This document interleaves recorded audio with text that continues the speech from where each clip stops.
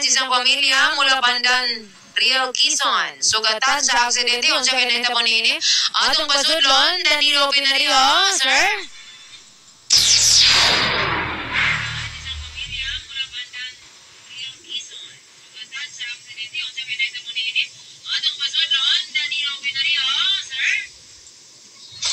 Isang pamilya mula sa Pandan, Real Quezon, sugatan sa aksidente. Sugatan ng isang pamilya ng kapatid nating mga katutubo mula sa Barangay Pandan, Real Quezon, na naaksidente matapos sumabog ang gulong ng kanilang sinasakyang motor.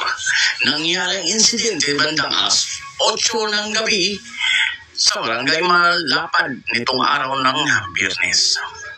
Agad isinugod sa Claro M. Recto District Hospital ang mga biktima para sa agarang lunas na agad na mga inaasikaso ng stand responders na nasa destino sa naturang hospital para mabigyan ng tulong at lunas. Mula stand sa Cavite, mobile donor number 16 mula sa KKK, Danilo Pinario nag-uulat.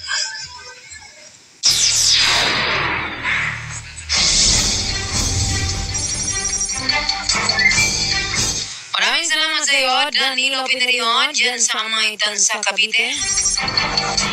Ingat-ingat kayo dyan, ha?